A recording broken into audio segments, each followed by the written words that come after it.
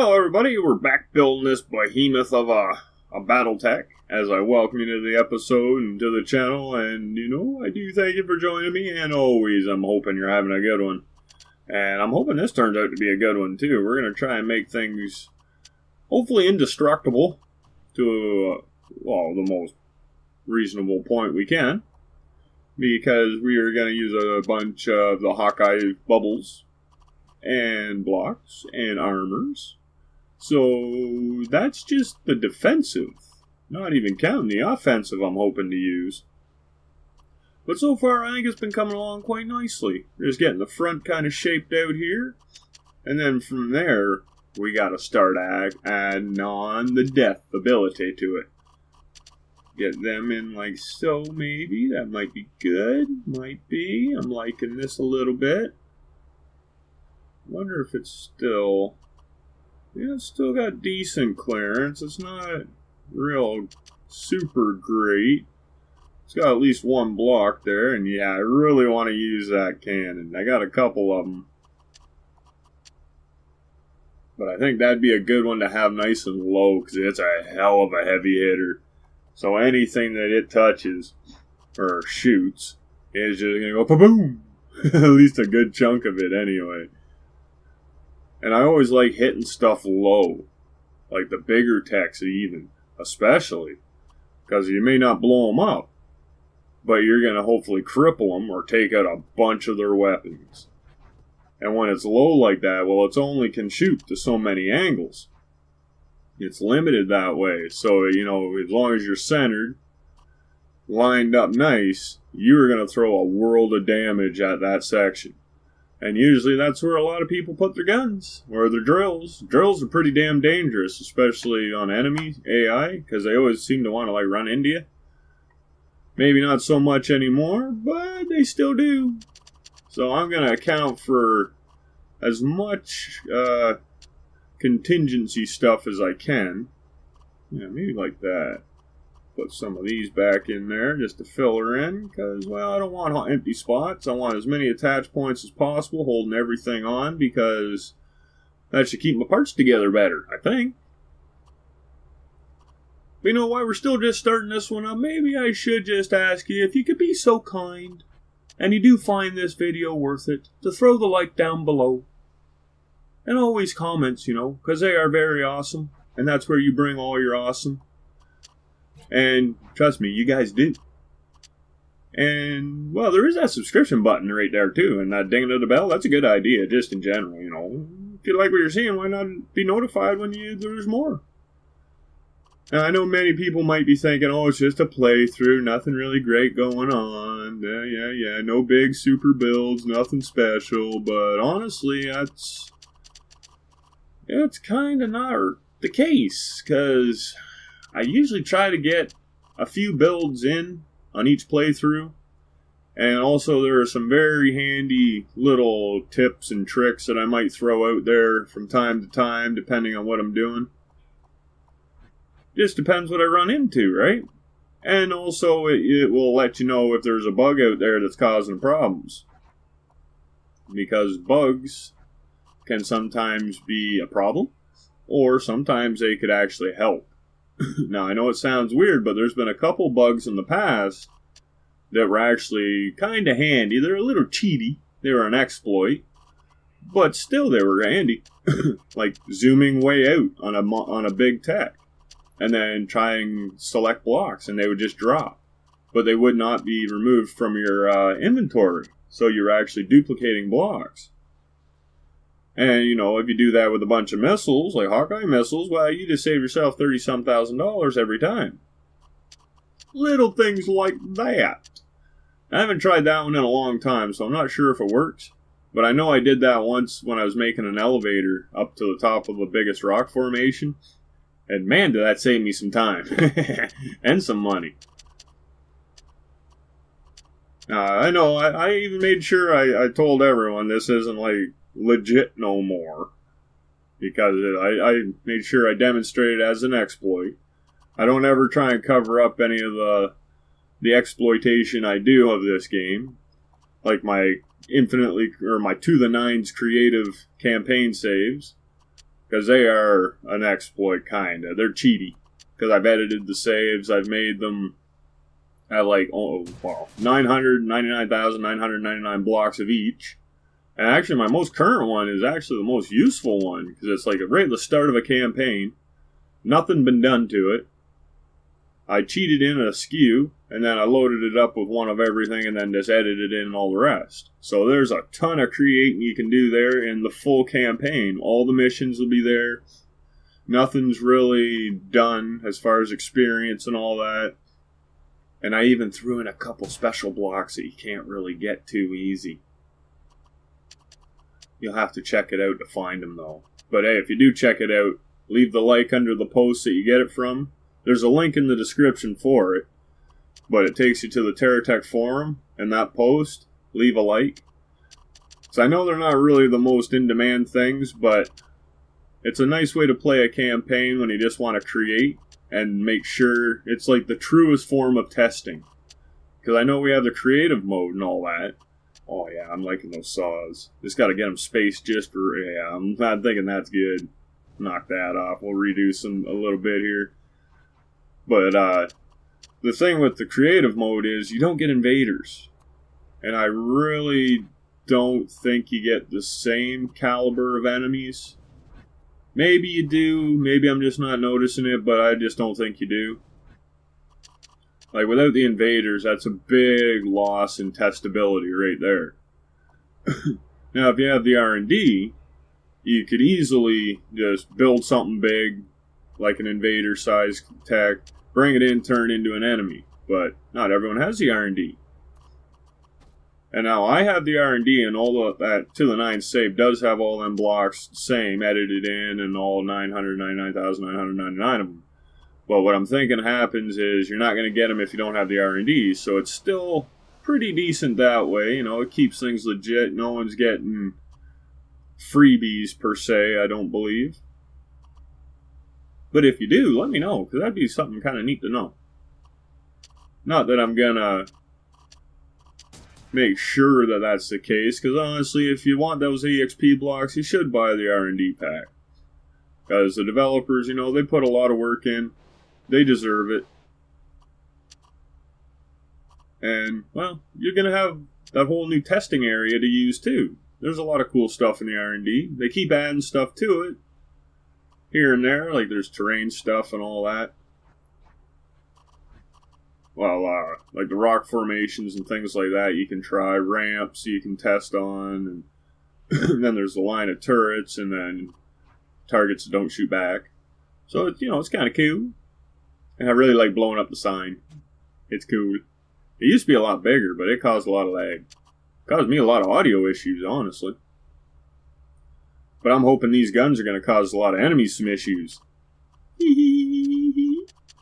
Oh yeah, we're getting a good collection going here. Got the melee down low, of course. Take care of rocks and trees. The only problem is the tops of the damn trees. Because they go on weird angles sometimes. They don't always let you get right at the trunk of the tree, depending on the terrain you're going with or dealing with. So I'm probably going to have to do a few little alterations as I build this up. Kind of depends on how tall the front gets and how tapered I make it. I usually got like the step idea that I go with, but sometimes I change the steps. Yeah, maybe something like that. Yeah, there's some power. Because having just a flat front face, well, it's boring. Just makes it a block. I don't want a block. I want something that looks kind of cool if I can. Sometimes you can't. Oh, Bertha. Yes, indeedy. And those things are pricey. They're like $44,000. Or BB. BB. I always want to say dollar for some reason. Oh, well. It might as well be money, because sometimes they're hard to get. Just like money. Yeah, maybe like that. Yeah, it gives us a little building room back in there. See, this is the hard part with this guy. This part of it is getting everything armored in the way I want. and still held together nice and strong. But that doesn't mean it's impossible. I like that old motto, nothing is impossible. It just hasn't been done yet. Like time travel. I do think that's possible. Don't know how it would be possible, but I think it is. Oh, the big mortar. I think that'd be a really nice addition right there. Not sure, though. I'm thinking there's other stuff I could put in there that would be better. Not sure, yeah. This is the hardest part I find with the guns. Is, what do I want to prioritize? Heavy hitting or rapid fire? And I really don't have too much venture stuff. So I don't really have the amount of stuff available to me I would normally like. I kind of started building this a little early in reality, because I should have went and crafted a whole bunch or bought a whole bunch of everything, of weapons, and then went from there and just worry about blocks. But I just wanted to build, so I did. I've already done a little bit of shopping here and there. And I can guarantee there'll be more. For sure. But we do have a lot of megatons. Which is good, because I like scrapping megatons. Because you can get some good parts, components out of them for making missiles. Which will save you. Because that's actually one thing I should maybe do next. Well, maybe not next, but if I build a base, which I've been thinking about it, I might make a scrap and crafting base. And it needs to be able to make missiles. So if I have a whole bunch of those really hard to make exotic components already stored, yeah, you know where I'm going with this. I'm not going to need the extensive crafting base to just use resources. I can tone it down, compact it a wee bit, and get all that kind of goodness dealt with a lot easier. But we'll have to see where the playthrough goes. Because honestly, I've been really waiting for a new update, because this one does have some issues. I find it's been a little more finicky. It crashes a little bit more when you get... A lot of it's with the X button, like using the explosive bolts. I found that in the R&D mostly when I was building my roads. They really didn't act the way I thought. So yeah, if you're going to have multi-techs separated by explosive blocks, like say my road with the cars on top, and then they split into 4 separate cars on the one big road, section of road. Wow, was that surprising. It went all kinds of crazy. There's ways around it, which I finally found. Don't put the explosive blocks in between the techs you're dividing when they're on top of each other. That seemed to make the big difference. But, you know, there's always other ways, like they could fix it. That's what I'm hoping. Because I really liked them being the way they were, but, you know, what can you do? So now we got a big boomer all set up here at the front with the Berthas and the megatons. And, oh, those battleship cannons. But we're not done yet. We still got a lot of real estate up here we can use and make better. And I'm making sure I'm setting it up in such a way, because, like any good battle tech, you do need some missiles. Because if you don't have to, why have the melee be used? Because honestly, I'd rather it be for the trees and the rocks. Yeah, I like those. And I would rather have long-range capabilities to soften up targets, especially if they start coming in as big as my guy here. I don't even know if there is invaders this size, honestly. Not with this kind of firepower on them. There might be. I haven't seen any in a long, long time. But for the last long time, I haven't really been building a lot of big techs in the campaign. I've been trying to prove that the smaller techs can be just as effective.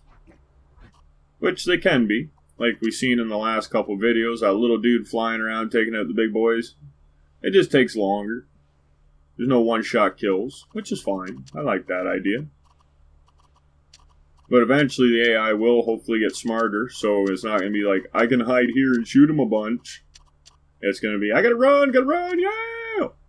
But we'll see how it goes.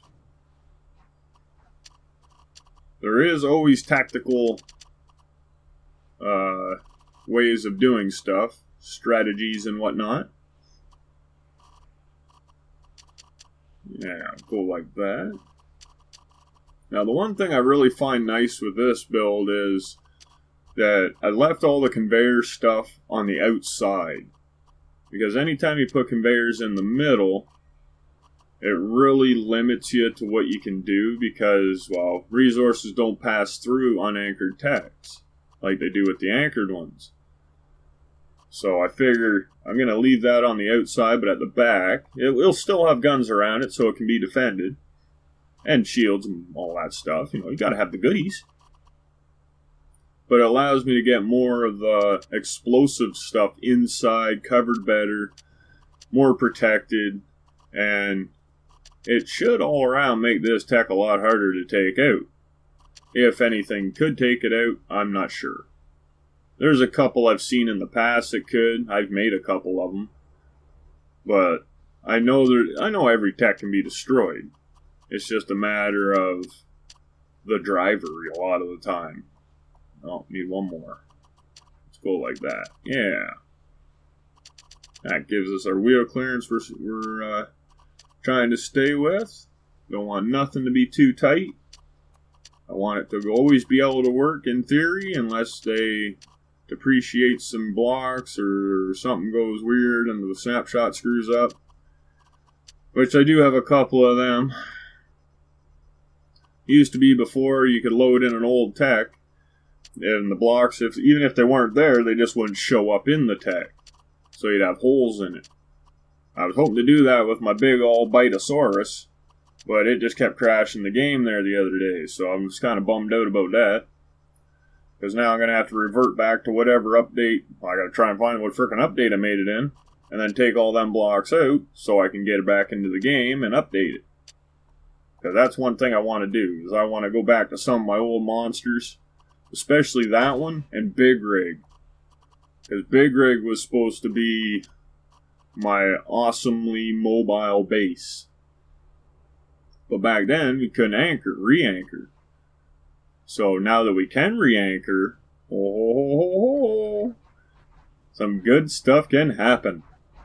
And actually, I want to get back to working on my first ever multi-tech.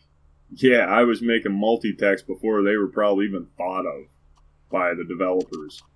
Like, I think it was version 4.0 I made my first multi-tech. And it was huge. It was probably bigger than anything I've built so far. Oh no, can't say that. I've built stuff to the limits.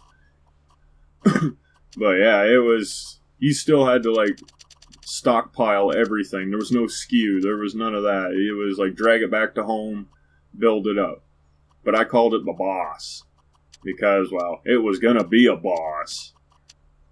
And I still want to get it built. But I might redesign it a little bit. Now that I don't really need... I might still put all the blocks the way I had. Because I had it like store. Like a big store, you know. You could...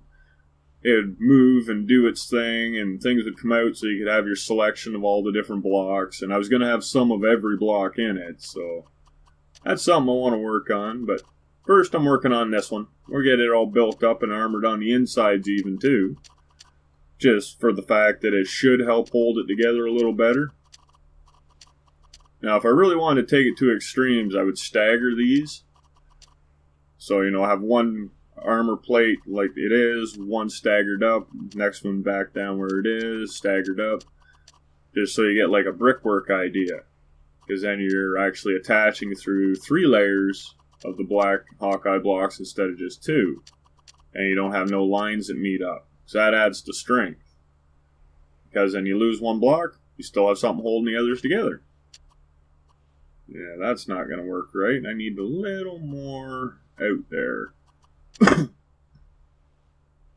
Maybe. Let's try some stuff here, though.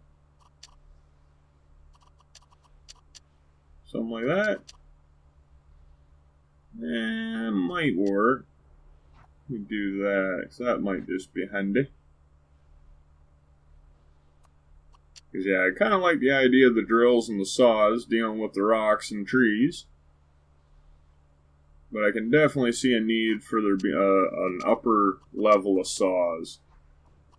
Just because the treetops, like I said there in the last one. But it's starting to look like this is going to be a pretty extensive build. And this is, as you can tell, already been sped up more than a wee bit. So this might even get on into the next episode. Well, I can guarantee you it will. Because I think I'm going to just about call this one round in here. But before I do go, and leave you hopefully having a good one. Or you maybe hopefully you're already having a good one. And maybe we could just help you add to it. But, you know, I would like to once again ask you that if you did enjoy what you saw, please throw that like down there. Bring some awesome with your comments. You know, even the hellos are pretty damn cool. And subscribe, ding the bell, bring your friends, wander around, check it out. Like I said in the other one, though, don't be afraid to go back and check out the older playthroughs. They may be outdated versions of the game, but the ideas can still work. And from there, don't forget the description. Those links down there, they're pretty good. And if you're into some multiplayer, we do that every Sunday at 1 p.m. Eastern Standard Time. And you're more than welcome to join in. And if you'd like to help out the channel, one of the links down in the description is a paypal.me link. If you'd like to make a small donation and help us get a little more growth going, that'd be muchly appreciated. But until that next time, just keep being the awesome. Keep having a good one. Bye.